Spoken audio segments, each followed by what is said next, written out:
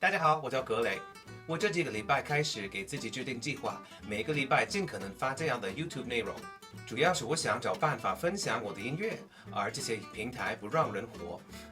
如果要有听众，我需要找办法哄每一个平台开心，那就是田大算法的举话。而每个平台的喜好都不一样。大家都知道，近日是骗流量的世界。虽然我当然不介意找办法让我自己做的内容变得更加引人注目，但我不愿意直接为了播放量而做。我比较喜欢真心实意的表达。我从开始做吉他教学以来都是这样。上个礼拜我发了关于中国人权的影片，还有关于美国的大选。我发现这些评论很容易挑战我的中文能力。虽然我不介意挑战，但我也要考虑到我的效率。所以今天我来讲一个我应该比较有资格评论的话题：如何学中文。通常有人问我你是怎么学中文的？我的回答，除了最开始的那段时期，我都没有把它看作一种学习。我希望你不介意，我先吹一下我自己。我敢说，在自学能力上我还算蛮突出的。我虽然退学高中，但考 SAT 对我来说没太大的问题。后来我自学音乐，并考入伯克利音乐学院。我也自学了程式设计，中文也是我自学的。在这时，我已经有很多自学还有教学经验，所以我给自己制定了一个自学计划，比较努力的学习半年的时间。在这时，我想跟你们分享一些理念，不管是学习音乐还是语言，都十分有效。首先，我们要认识到技能的关键因素。每一个技能都有主要和次要的因素，比如说中文的因素有记住汉字、练习听力、口音、手写字、口头表达和打字表达，大概就这么几个。在学习语言的过程中，我认为最大的瓶颈就是词汇。我们要记住大量词汇，而且一定要按词汇从最常见到最少见的顺序去记忆，才能提高效率。手写汉字虽然有帮助，但在现代生活中其实不太必要。我学中文10年后才开始慢慢练习笔画。不过相反的，如果你看不懂汉字，那根本学不会中文吧。使用 front loading 前期强化。我也有另一个比较反常识的练习原则，那就是在刚开始学习任何一个技能的时候，一定要尽可能的100%投入。也就是说，不要骗自己说我每天练习几分钟，慢慢来，周末有空再多学。这个思维在逻辑上没错，慢慢积累的时间迟早会形成一大把，但在心理学上有问题。如果几周甚至几个月后都没有实质性的回报，你很有可能就失去兴趣了。所以一开始我就每天投入4到5个小时，甚至6个小时，并持续了半年。半年之后，虽然我的中文还是很烂，但我已经可以用来日常交流，甚至解决许多普通的问题。也就是说，你一定要看到回报，才有动力继续前行。在多样化的情况下使用这个技能。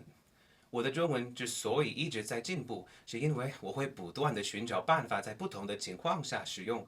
也许你有点害羞，但这必须成为习惯。我用过中文来交朋友、谈恋爱、办签证、开玩笑、问路、买东西、看电影、看压抑、看电视、听音乐、做博主、写歌、接受采访。你甚至可以用中文做爱，做不到你就可以用中文打手枪。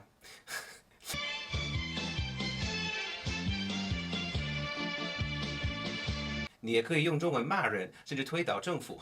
几乎任何事情你都可以用中文来做。沉浸在学习中，除了专心学习的时间之外，你要多反思，我怎么样可以让我每天的环境越来越支持这种技能的发展，从头到尾，日出到日落，让你接触的人，还有你做的每一件事情，慢慢的变成支持你学习的目标。虽然有的时候这样做会让你感到不舒服。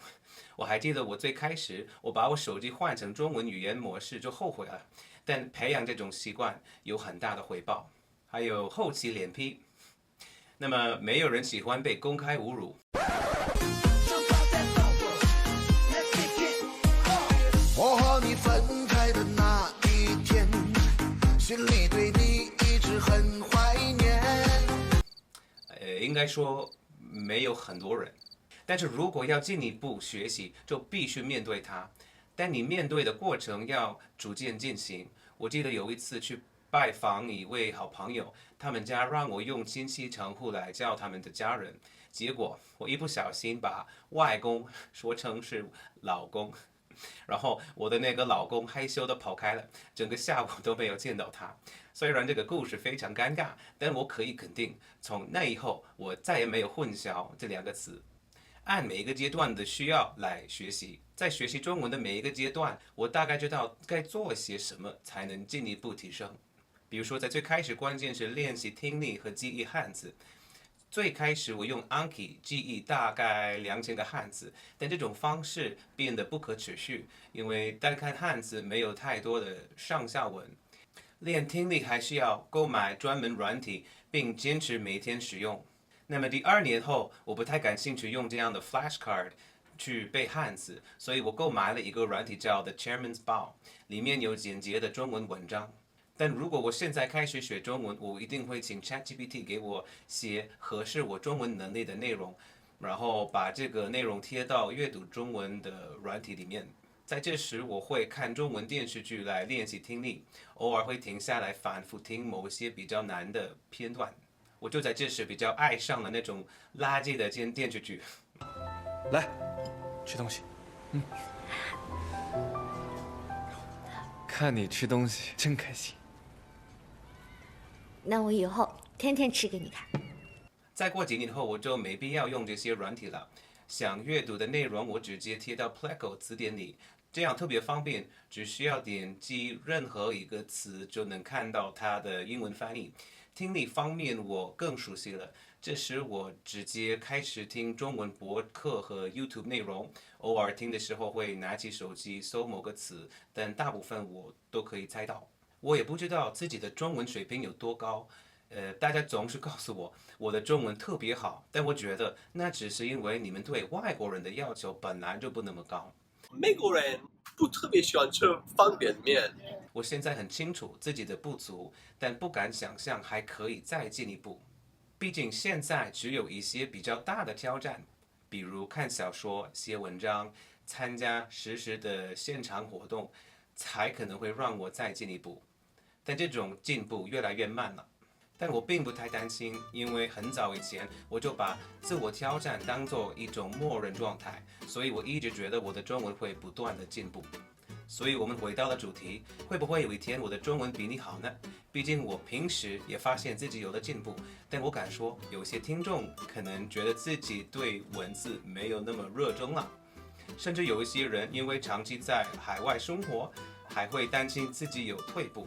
放心，我的中文永远会有漏洞，不论我怎么努力，有些经验因为错过了是弥补不上了。但哪怕有那么一天，你也不用担心，因为我一直是靠老师这个工作生活，所以到时候我也愿意当你的中文老师。好了，谢谢大家的收听，等到下次再见。